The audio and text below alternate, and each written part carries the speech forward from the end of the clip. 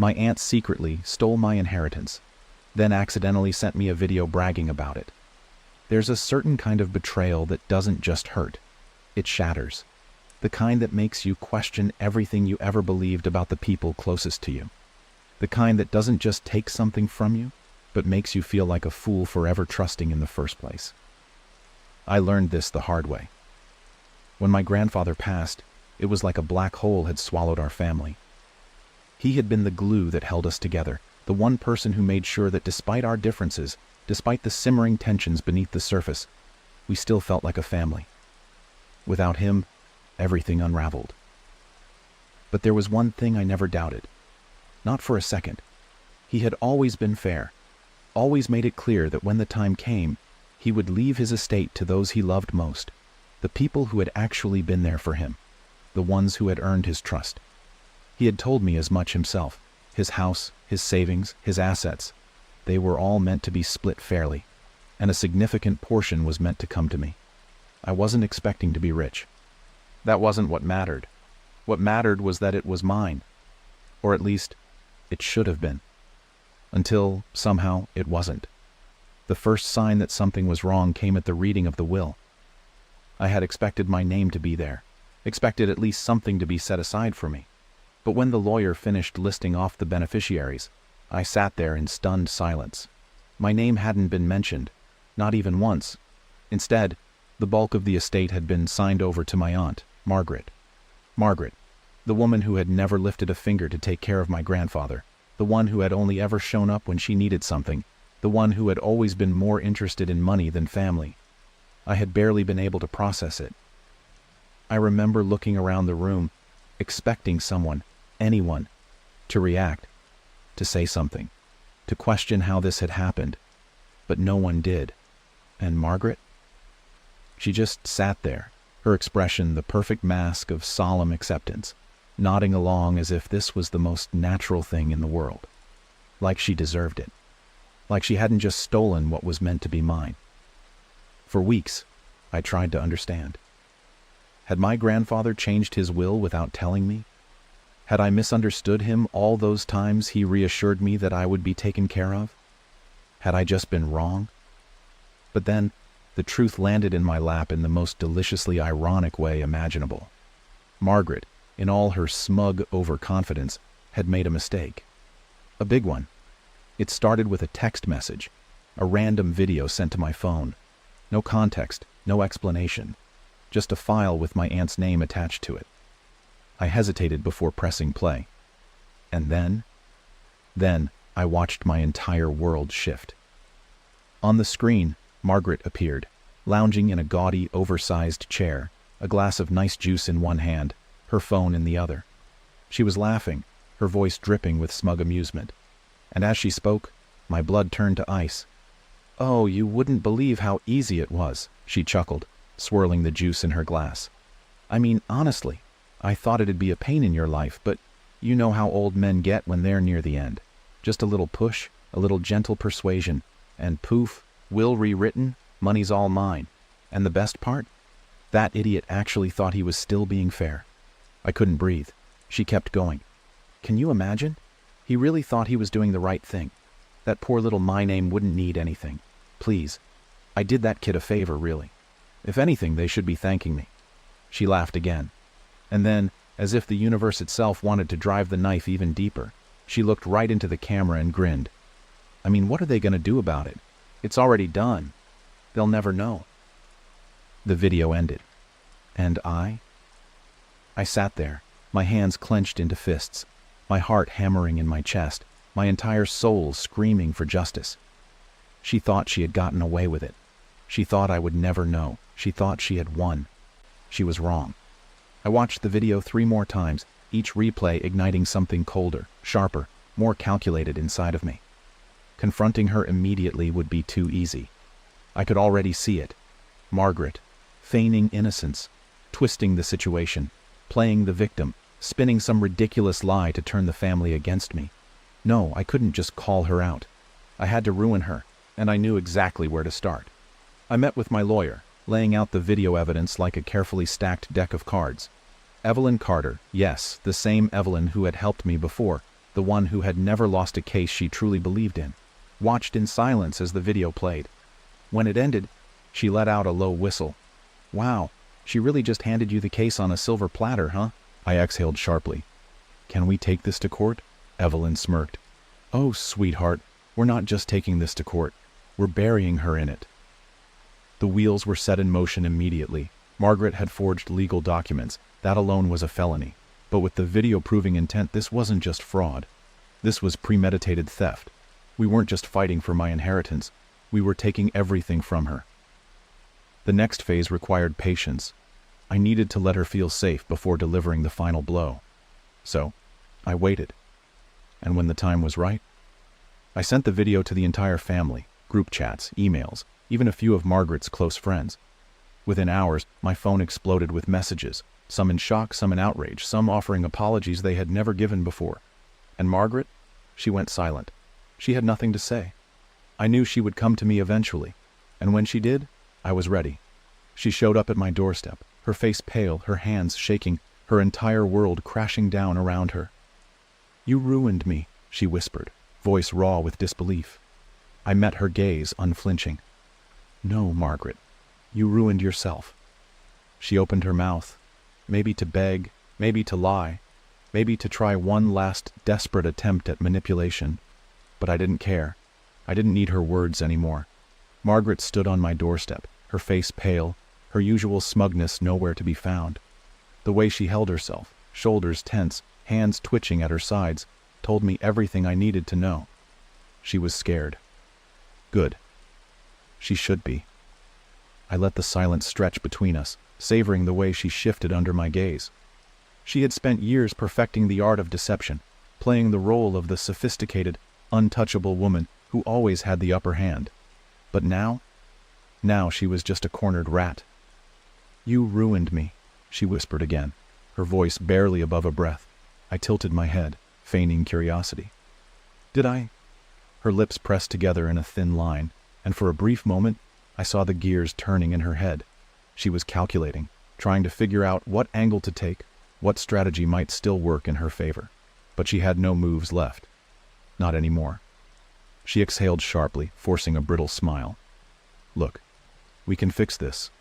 We don't have to let this get any worse." I let out a short, humorless laugh. "Worse? Margaret, you stole my inheritance, forged legal documents, bragged about it on video, and then, like the absolute idiot you are, sent that proof directly to me." Her jaw tightened, but she didn't deny it. She couldn't. I took a slow step forward, my voice dropping into something dangerously calm. "So tell me, dear aunt of mine, what part of this do you think is still fixable?" Margaret flinched, just slightly, but enough for me to notice. Then, just as quickly, she tried to regain control.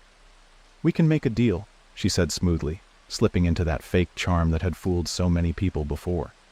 "You don't really want this to go to court, do you? It'll be messy, expensive, time-consuming. And let's be honest," she leaned in slightly, lowering her voice as if we were conspiring together. "Do you really think the family will side with you after all this?" I arched a brow, barely containing my amusement. "You mean, after they saw the video where you admitted to stealing from me?" A flicker of irritation crossed her face. "People have short memories. Give it some time, and they'll start seeing you as the problem. The one who's keeping this conflict alive. The one who's tearing the family apart over something as silly as money." She was grasping at straws, trying to manipulate me one last time, and for a second I almost admired her commitment. But the thing was, she didn't understand. I wasn't the same person she had stolen from. She had spent so long thinking of me as the quiet, trusting fool who would never fight back. The one who would accept defeat. The one who would let it go.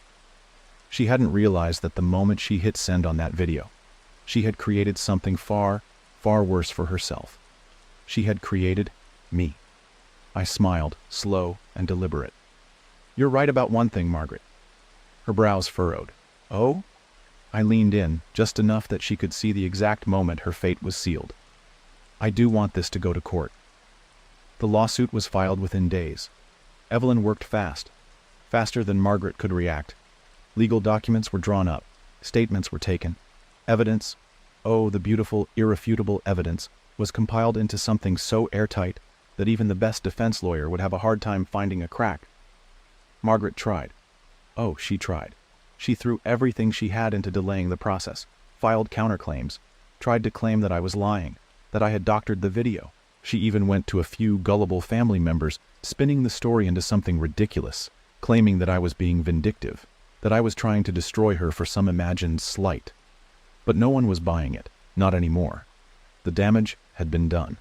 The case dragged on for months, depositions, hearings, humiliations, and with every passing day Margaret unraveled. Her assets were frozen. Her reputation, once pristine, carefully crafted, was in ruins. People who had once admired her now looked at her with suspicion, whispering behind her back, questioning whether she had ever been trustworthy to begin with. And then came the final hearing. Margaret sat across from me in the courtroom, her face pale, her confidence cracked beyond repair. The judge had seen the video. The lawyers had torn apart every weak defense she had tried to build. And when the final verdict came, it was glorious. She was found guilty of fraud, forgery, and financial misconduct. The will, invalidated. The estate, rightfully returned to me. And Margaret lost everything. Her money, her house, her status, gone. And the best part, she did it to herself. I expected Margaret to fight, to try and claw her way back into relevance, to refuse to accept the consequences of her actions. But after the ruling, she disappeared. Maybe she left town. Maybe she found a new scam to run in some other place where people hadn't heard about her downfall yet. Maybe she just couldn't face the humiliation. I didn't care. She was gone, and I felt free. The inheritance, the money, the property, the things that had been stolen from me, were back where they belonged. But more than that, I had won. Not just in court, not just financially. I had won because Margaret finally learned that there are some people you just don't mess with. And I was one of them. Months passed. Life moved forward. The estate was mine again. But I realized something important. It wasn't the house, the money, or the possessions that mattered. It was justice. And I had already gotten that. So, after everything was settled, I sold the house. Not to just anyone. To a young family, people who actually deserved to build memories there, who wouldn't see it as just an asset to be fought over, who wouldn't let it become poisoned by greed. And as I watched them move in, I felt something I hadn't in a long time. Peace. Because I had proven something. That I was stronger than they ever gave me credit for. That I wasn't the quiet, naive kid they had once dismissed. Margaret was gone. Not in the dramatic, vanishing into the night kind of way, but in the slow, pathetic, whimpering kind of way. The way someone fades from relevance when they have nothing left to cling to. After the ruling, she tried to fight, of course. People like her always do. She filed desperate appeals, hired second-rate lawyers who promised they could fix everything, and even tried spinning some bizarre sob story about how I had been the real villain all along. But the damage had already been done. The moment that courtroom gavel came down, the finality of it settled in. Margaret had lost, and she knew it. I thought I'd never hear from her again.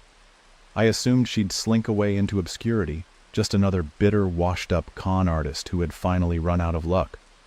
But one day, months after the dust had settled, my phone rang. It was a number I didn't recognize. Normally I would have ignored it, but something in my gut told me to pick up. I pressed the phone to my ear. Silence for a moment, then, "It's me. Margaret." Her voice was raw, stripped of its usual arrogance, laced with something that almost sounded like fear. I leaned back in my chair, keeping my tone deliberately bored. Well, if it isn't the woman of the hour. A sharp inhale on the other end. "I need to talk to you." I let out a slow, amused breath. "You mean you need something else from me?" "No." A pause. I just need you to hear me out." I considered hanging up. I owed her nothing. Not my time, not my patience, not a single ounce of sympathy. But curiosity got the better of me. "Fine," I said. "You've got 2 minutes. Make them count." She exhaled, shaky, like she had been holding her breath. "I lost everything." I smirked. "I know." "No, you don't understand," she insisted. "It's not just the money, it's—" She stopped. hesitating like she wasn't sure if she wanted to say the next part. Nobody will even look at me anymore. I can't get a job, I can't get a loan. Everyone I used to know, everyone who used to respect me, they treat me like I don't exist. I stayed silent, letting her words settle in. Margaret had spent her entire life living in a world of illusions, manipulating people into believing she was someone important, someone powerful. But once her fraud was exposed, that illusion shattered, and without it, she was nothing. She sniffled, and I could tell. She wanted me to feel bad for her, wanted me to believe she was sorry. She wasn't. She was just losing. "You have to understand," she said, her voice breaking slightly. "I never meant for it to go this far. I thought I deserved more." I laughed, sharp, cold, unforgiving. "You thought you deserved more?" Her breath hitched. "Margaret, you stole from me," I said, my voice eerily calm. "You lied. You forged documents. You bragged about it. And now that you're facing the consequences, you want me to feel sorry for you?" She didn't answer. I could almost see her on the other end of the call, shoulders slumped, hands trembling, realizing that this was it. There was no coming back from this. "Let me make something very clear," I said, my voice like ice. "I don't forgive you. I never will. And whatever happens to you now, that's your problem." A long, suffocating silence. Then, barely above a whisper, "Please." I hung up. And just like that, Margaret was gone. That was the last time I ever heard from her. Over the next few months, I moved forward. I sold the estate, not because I had to, but because I wanted to. That house had been poisoned by greed, by betrayal, by everything Margaret had tainted it with. So I let it go. A young couple bought it, a pair of school teachers who wanted to turn it into their forever home. And I felt something I hadn't in a long time. Peace. One day, out of curiosity, I searched Margaret's name online. There wasn't much left. Her social media was gone. Her professional connections had dried up. She had vanished. But there was one thing, a small, nearly unnoticed piece buried in a financial news blog. Margaret had filed for bankruptcy. I smiled, not because I needed revenge, not because I needed proof that she had lost. Margaret was finally facing reality. No tricks, no lies, no illusions, just the cold, hard truth. I don't think about Margaret much anymore. She used to haunt my thoughts, used to be this looming figure in my mind, a reminder of everything she took from me. But now, she's just a lesson. A reminder that karma is real, that justice, no matter how long it takes, always comes.